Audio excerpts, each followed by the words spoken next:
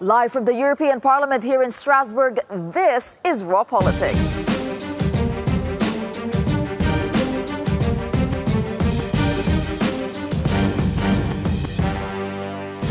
Thank you for joining us tonight, and here is what we have coming up for you on the menu. Europe collapse back.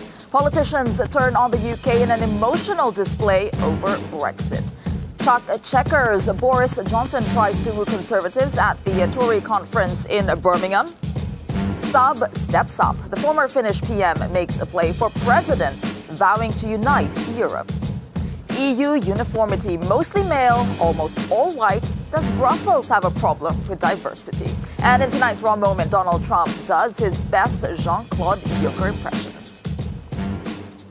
It's time to meet our panel for tonight. We are joined by Maya de la Bombe. She covers the European Parliament for Politico. Maya, which of these stories are you looking at closely?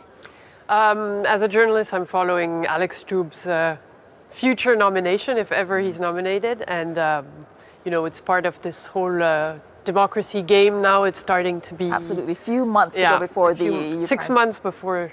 Election. An important election. Absolutely. All right, and we are also joined tonight by Stephen Wolfe. He's a British independent MEP, formerly with UKIP. Stephen, which of these stories? Oh, it's absolutely Boris Johnson. You talk about Stubb wanting to be the leader of Europe. You've got Boris Johnson, who wants to be the leader of the Conservative Party and the leader of Britain. And actually, I was in a taxi yesterday, and in that taxi driver was a second-generation Pakistani who said, I voted Labour all my life, but if Boris Johnson becomes the leader of the Conservative Party, I, for the first time ever, would vote for the Tories. Very interesting. We will be talking more on that story, a lot more tonight on Raw Politics. But first, let's begin with our top story. A scathing rebuke today in Strasbourg. Here, one by one, European politicians stood and launched a seemingly coordinated attack against Jeremy Hunt and his controversial comments. Now, while talking about Brexit negotiations, the UK's Foreign Secretary compared leaving the EU to escaping a Soviet-era prison. MEPs from former Eastern Bloc nations found that comparison particularly offensive,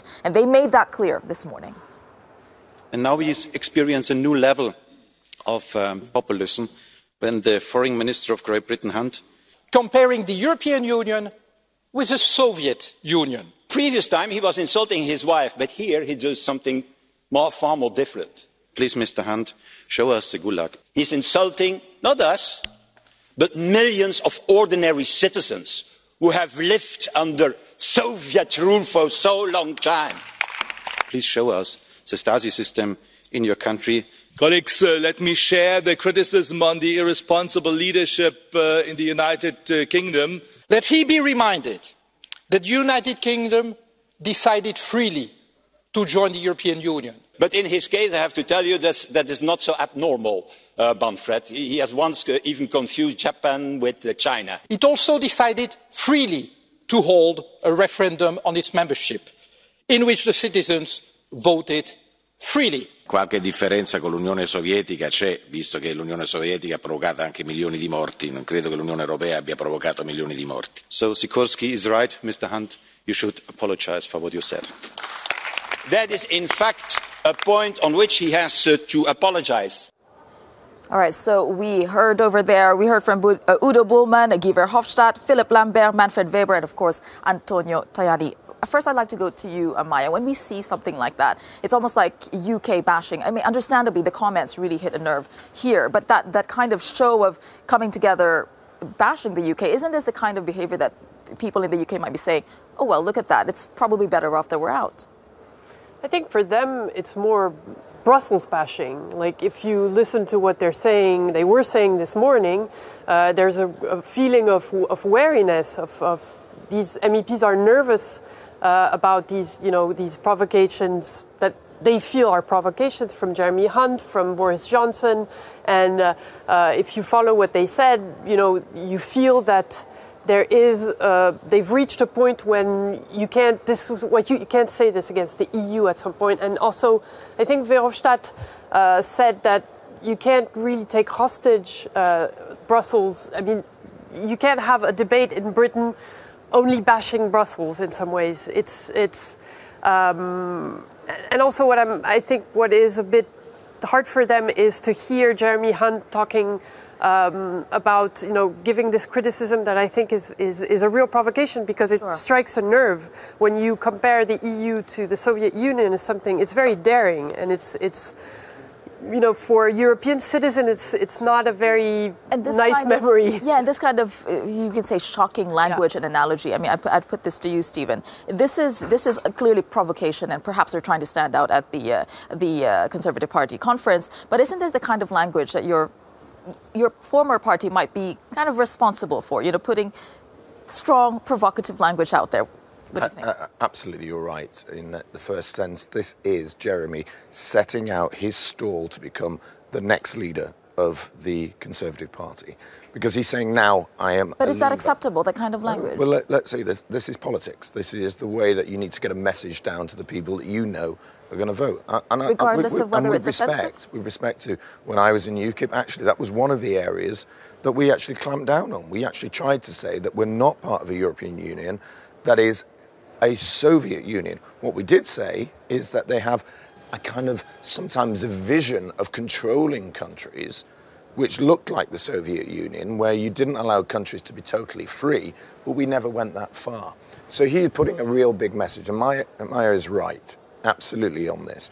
You can have indignation, you can be upset, but what Jeremy is attacking is not the European people, he's not attacking the European countries, he's attacking the institution of the European Union. And that is the massive divide between Britain and the rest of Europe. You see the European Union as Europe. Should he have probably chosen different language? I mean, this is just, provocation. That was a very risky reference to make. Very risky, I think. It's also a very strong message. It's a very strong message you have to learn about democracy. Because either, if you carry on that way, you could be seen by people to be like that. And the European Union has always championed the idea of being free. But you forced a referendum in France, you forced a referendum again in Holland, and you made the Irish vote again to kind of join on the European constitution. So what we're saying is, you don't allow democracy when you don't like it. Isn't that like those who are overridingly powerful, the elites telling us what to do? That is the kind of strong message that he's sending out.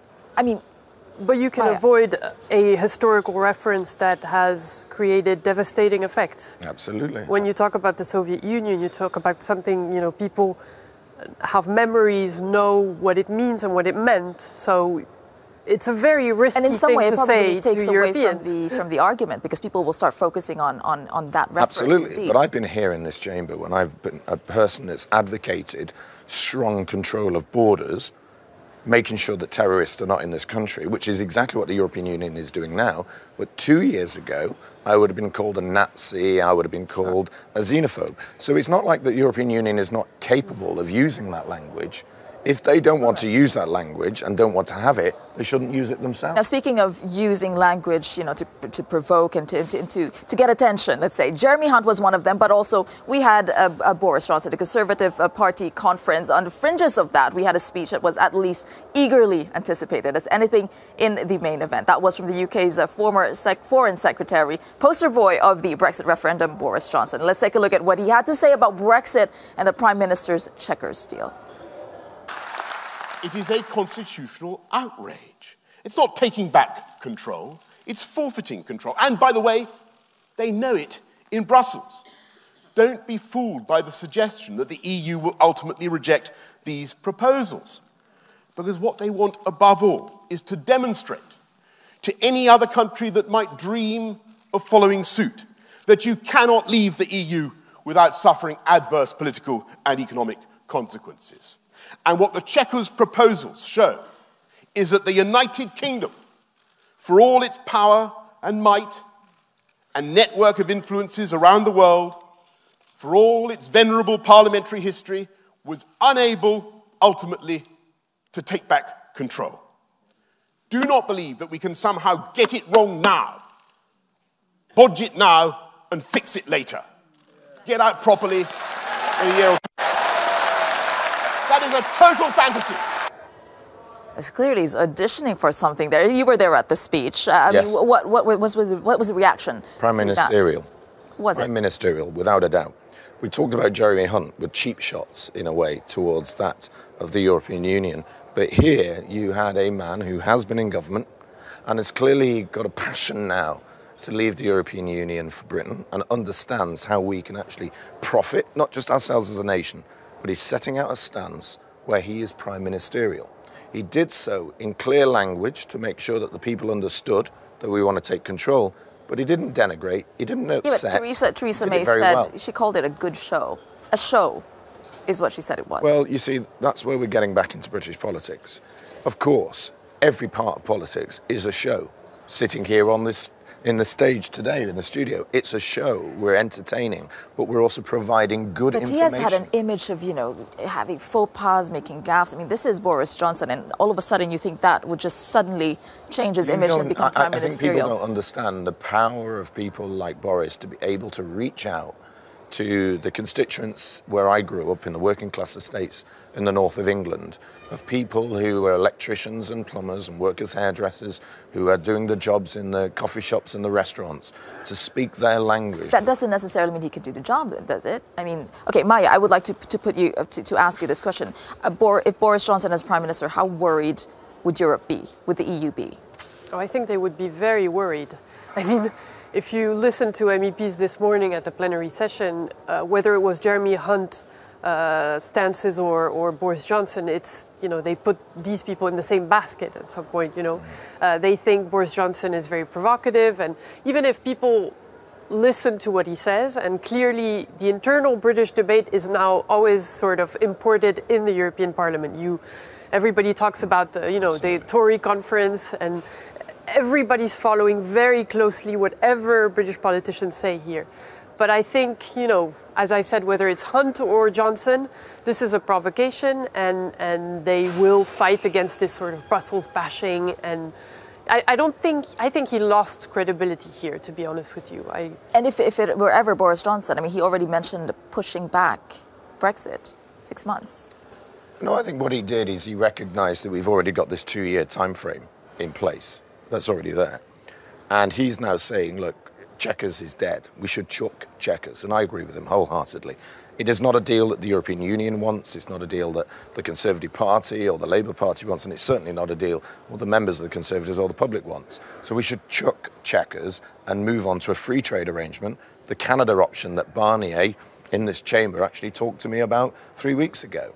So we've got that option. And he is basically setting out that, OK, we've got to start again, but we have this 2-year time period. OK, very quickly.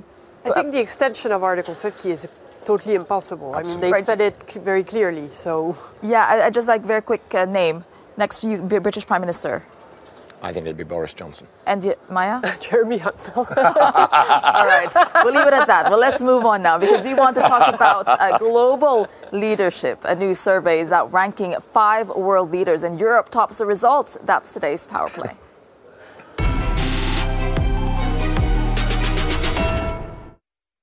Leading the way in torrid times, Angela Merkel and Emmanuel Macron get top marks in a new survey by the Pew Research Center. 26,000 people were polled in 25 countries, and they have the most confidence in Merkel and Macron to do the right thing in world affairs.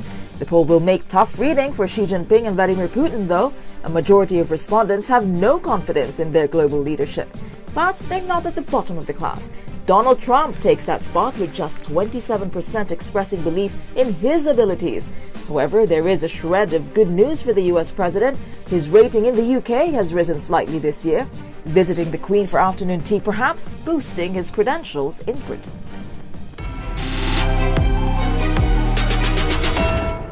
I mean, is that surprising? Macron and Merkel, their ratings are going down here at home, and yet their global popularity is up. What's your take? Actually, I'm astonished. Are you surprised? Not necessarily with Merkel, because I think she is actually on the world stage, is seen as a steady hand and very calm.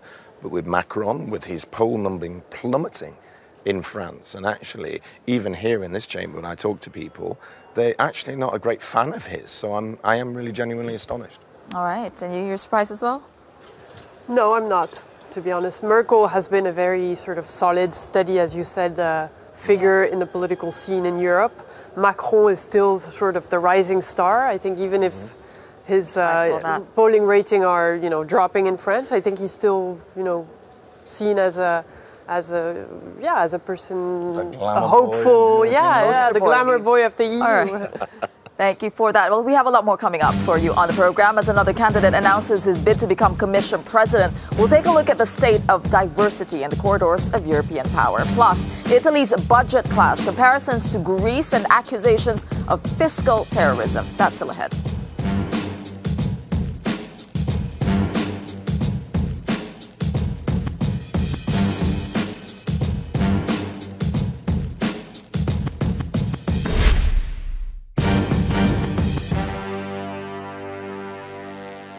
Welcome back to Raw Politics. Another candidate has thrown his hat in the ring to replace Jean-Claude Juncker. Former Finnish Prime Minister Alexander Stubb put his name forward for EPP Spitzenkandidat today. And our political editor Darren McCaffrey spent some time with him earlier. Darren, tell us about that.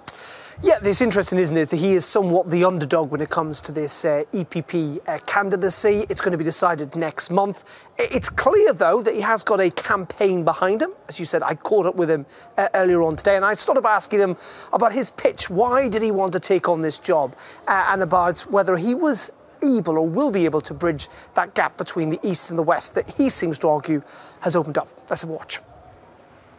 You've talked about trying to bridge these gaps between the East and West, the North and South. And you've talked about how Europe's ideological DNA is based on respect for human dignity, freedom, democracy, equality, the rule of law and human rights.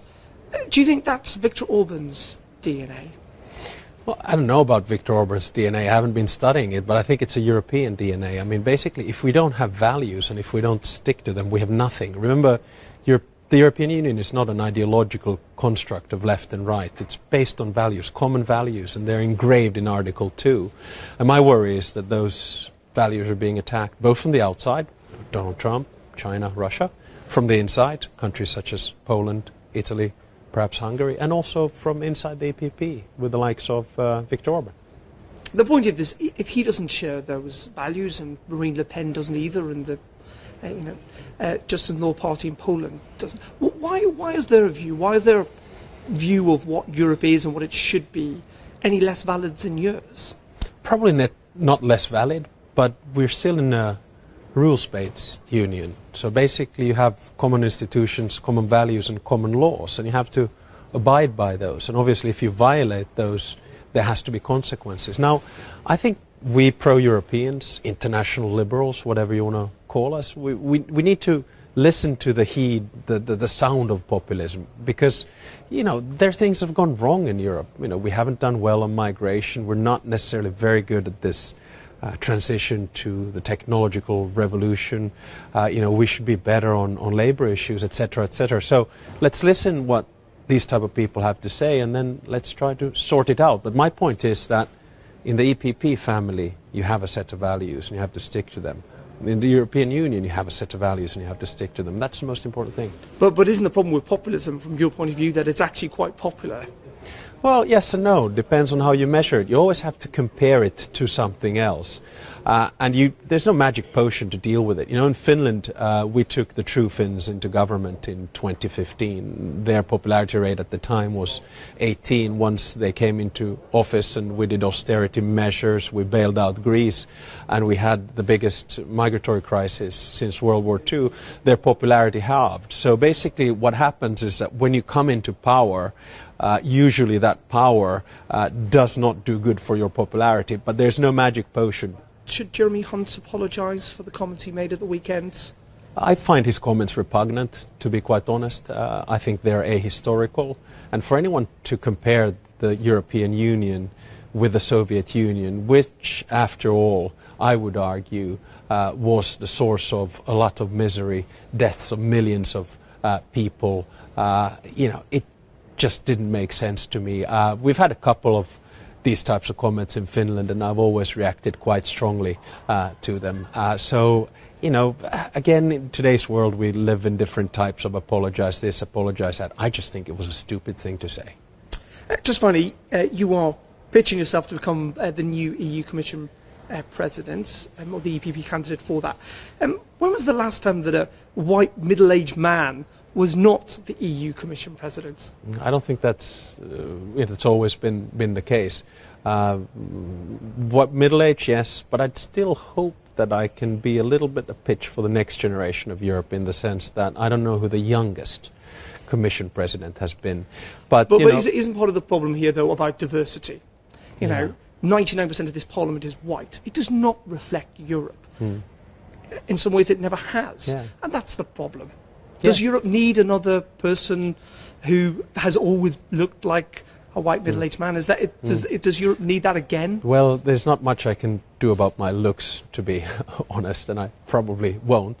But I will say this, that I do think that we need more diversity also in the look of Europe.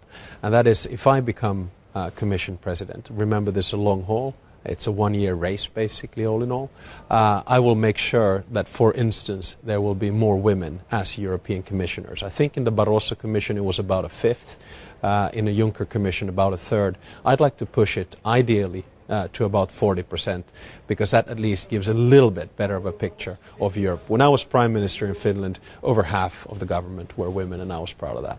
And what, just on, because it is really notable on race, how unreflective the European institutions, the Parliament is on race. Surely more should be done there as well. Yeah, I think democracy should speak, and we should see different types of variety inside the European Union. I would certainly welcome that.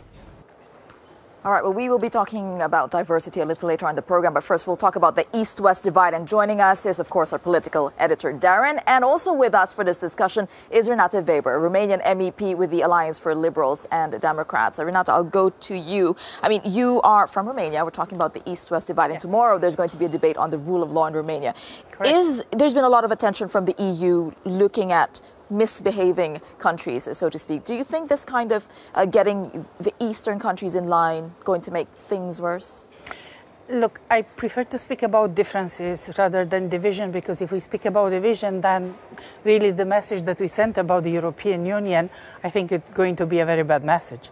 So, of course, there are differences, but I think that what is important, and I didn't hear the candidate, Alexander Stubb, talking about, is the determination to overcome the double standards that still exist in the European Union. Because we have talking, since we talked tomorrow now about Romania and the rule of law. But we have been asking as the Parliament for a mechanism that would apply to all the countries in the European Union. So every time when something wrong happens, then we can talk about this. Okay, that is still not in place. So what kind of double standard are you talking about? Well, there have been other countries where also there were shortcomings regarding to the rule of law, to the independence of the judiciary, and I never heard debates in the European Parliament. Name some names. Give us some names. Give us some names. Exactly. What about Italy? I mean, I would say that this is a blunt example, but there were also others. Let me put it this way, not maybe on a big scale, but definitely there was. And I think that this is important, to keep these differences sort of under control, in the sense of working together to having a more harmonized European Union.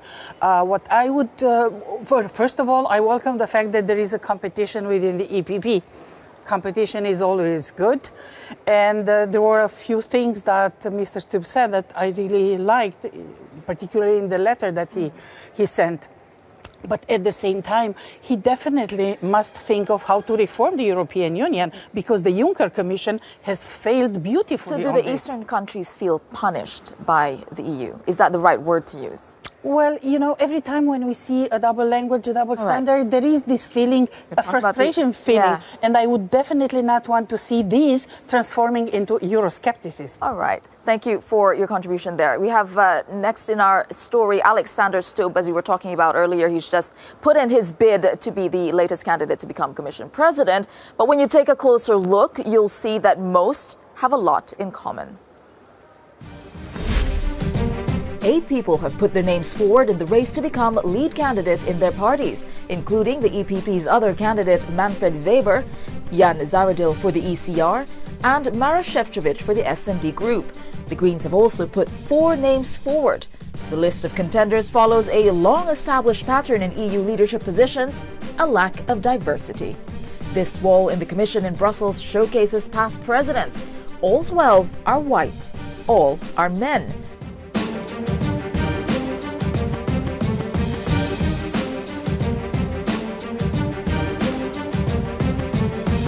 not just the Commission. The European Parliament has had 29 presidents, all white, and only 2 women. And for more on this discussion, I'm joined by Maya de la Baume, who covers European Parliament and Affairs for Politico, and Sajid Karim, a British MEP with a group of European Conservatives and Reformists. Sajid, I'll start with you. I mean, we're talking about diversity, and this place is all about uniformity. Does that bother you?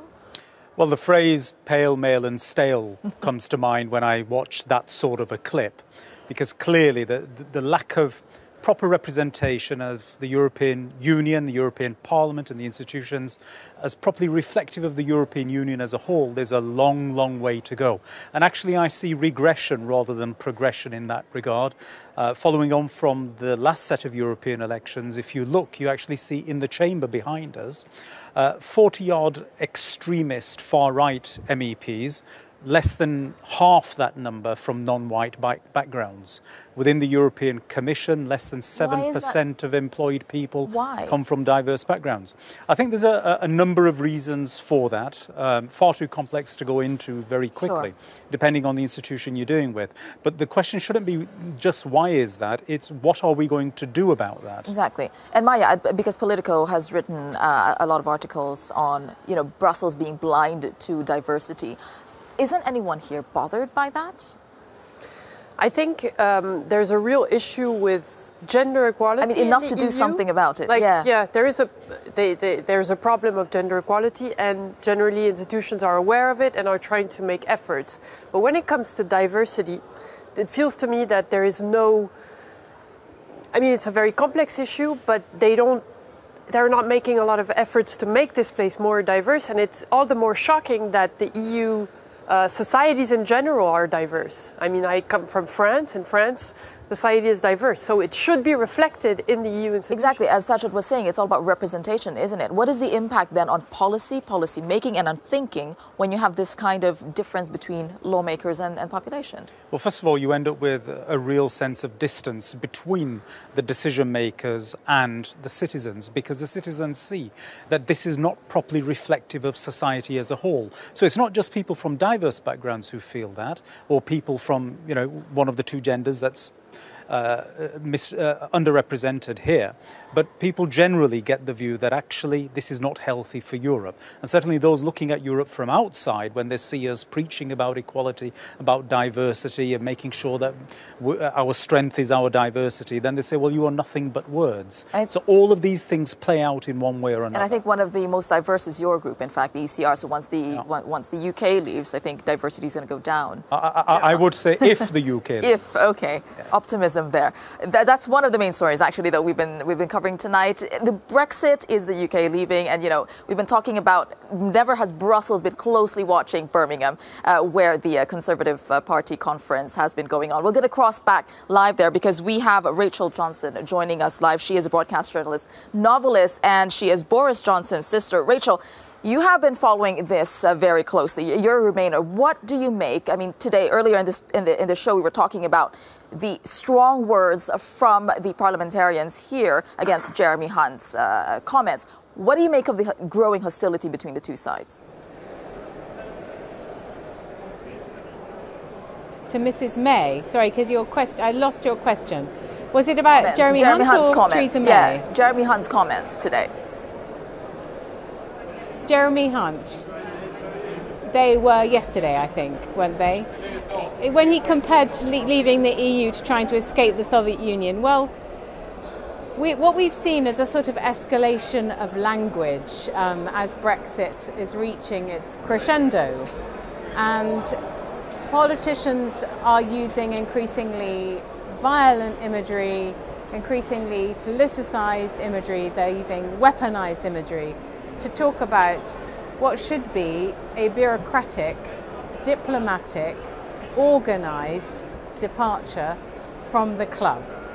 Instead, in order, I think, for the Tory party to get grassroots support for their plan, which is not popular neither with the right of the party, nor obviously with half of the country that voted to remain, they are trying to sort of exaggerate the drama. And I think Jeremy Hunt's comments were regrettable, they were inappropriate. He's been dressed down by several EU ambassadors.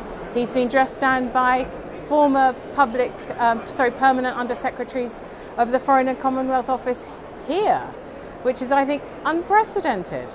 So, and also it was felt very out of character for Jeremy Hunt, who's a sort of mild-mannered former health secretary.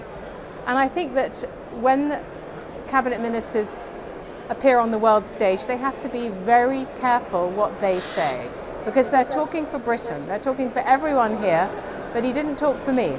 Indeed. I mean, the comments that Jeremy Hunt made, people were saying that this is because they were trying to stand out at the Conservative Party conference today. Boris Johnson made his speech trying to be Prime Minister. I want to ask you about Boris Johnson's speech today. Unfortunately, I think Rachel can't hear us. It's too bad.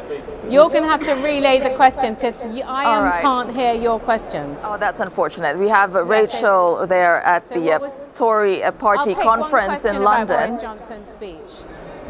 Are we going with her? What do you think of the speech by Boris? Boris's speech. Yeah, Boris's speech came on the Tuesday of conference. Tomorrow, Wednesday, is supposedly the climax, the main event.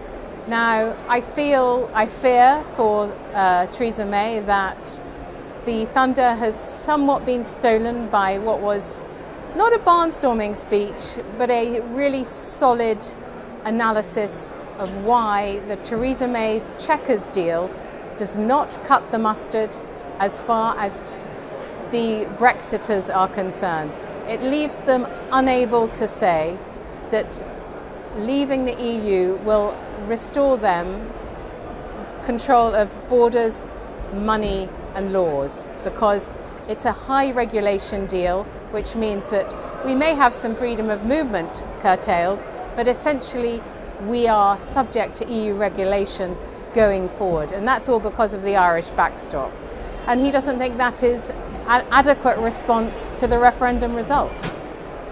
Thank you very much for that, Rachel Johnson there from talking to us from Birmingham. All right, we'll have a lot more for you on Raw Politics. We'll be back after a short break.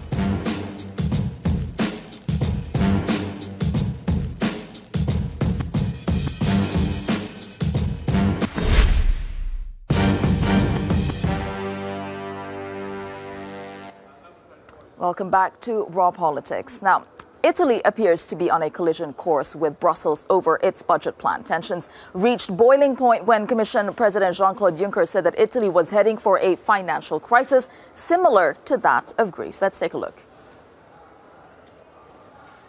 Ich wünsche nicht, dass wir nach der schwierigsten Bewältigung der Griechenland-Krise alles tun, damit wir eine neue Griechenland, diesmal Italien-Krise, kriegen. Eine Krise hat gereicht, eine Krise war genug und wir müssen verhindern, dass Italien hier Sonderwege für sich in Anspruch nimmt.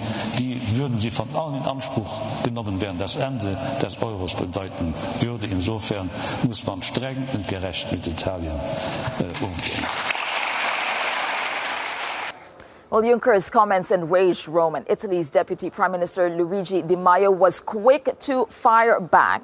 He said there are European institutions playing at bringing terrorism to the financial markets.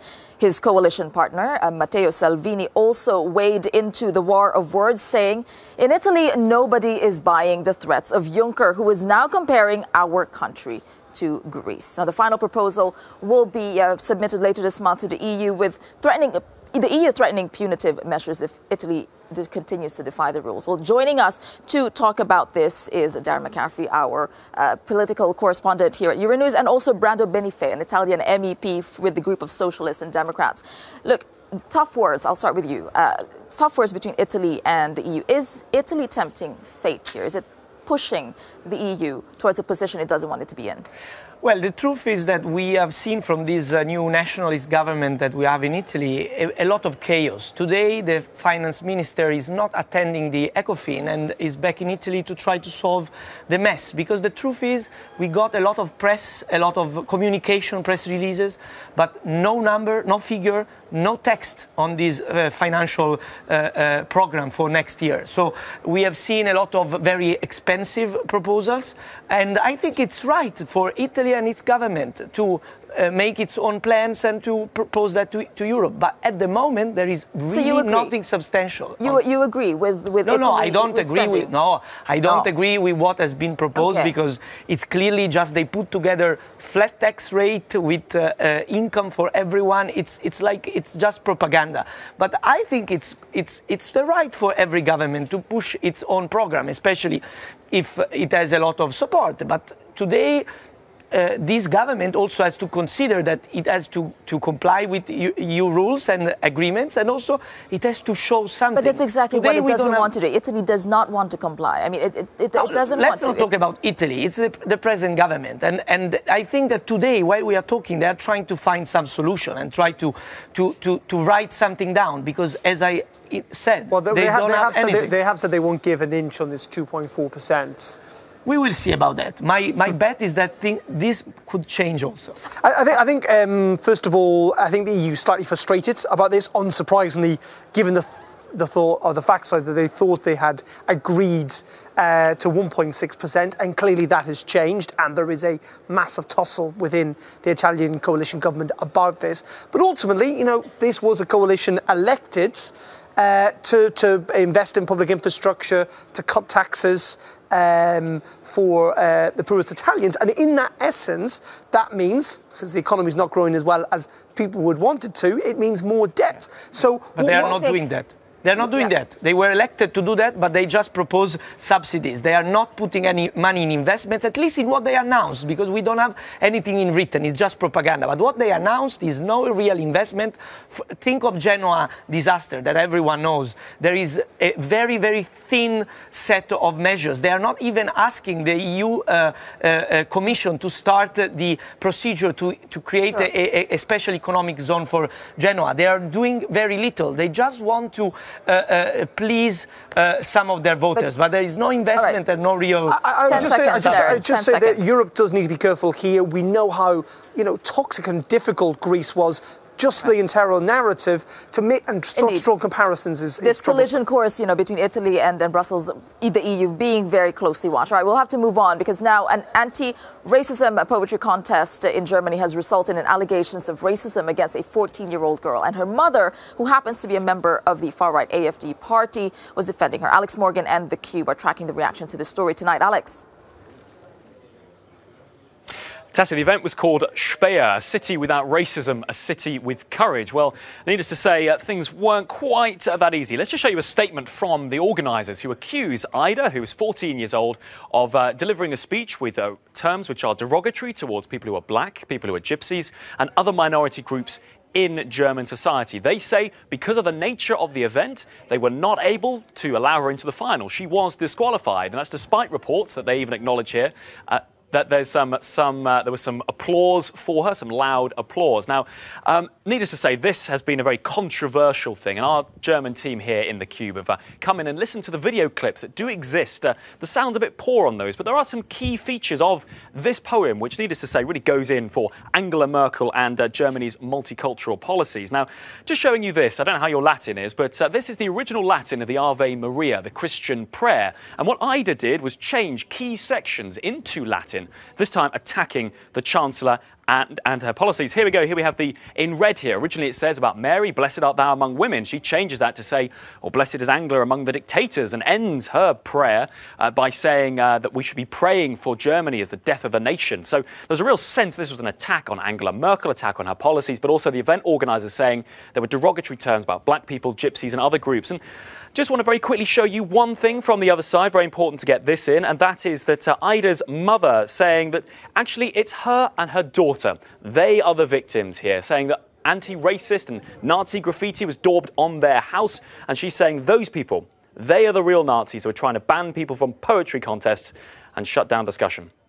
Right, thank you for that, Alex and the Cube team. I'll go to you because in Italy we're talking about divisive rhetoric as well. Just a quick comment. Yeah, I can just say that Europe has to put its act together. My opinion is that the racism has been growing because we have been unable to tackle the big migration crisis happening in these years from a real European perspective. This has built a terrain for racism and contraposition between people we see this in a very, very indeed. easy way. All right, thank you very much for that. Well, for now, it's time for tonight's Raw Moment. And if imitation is the sincerest form of flattery, Jean-Claude Juncker is a lucky man tonight. Take a look. Jean-Claude, great business person, head of the European Union. Jean-Claude, my friend. I'd say, Jean-Claude, we want to make a deal. He goes, no, we are very happy. I said, you may be happy, but I'm not happy because we have one of the worst deals of any group. We have one of the worst deals with the European Union. How would you characterize the relationship? I think there's two things. First of all, how awful Donald Trump is at impressions. That's pretty clear. Second of all, Jean-Claude Juncker seems to have this weird relationship with people on the right, whether it be Nigel Farage, Donald Trump, even Viktor Orban to a degree. He's got this weird, I don't know, it's difficult to tell. They seem to quite like him. They do, don't they? He's got this charm. Like him. Yeah. All right. Well, thank you for that. And of course, thank you for watching us tonight on Raw Politics. Tell us what you're talking about. I'm on Twitter at Tessa Ercilia, or you can follow us on Twitter at Euronews and use the hashtag Raw Politics. Have a good evening and bye for now.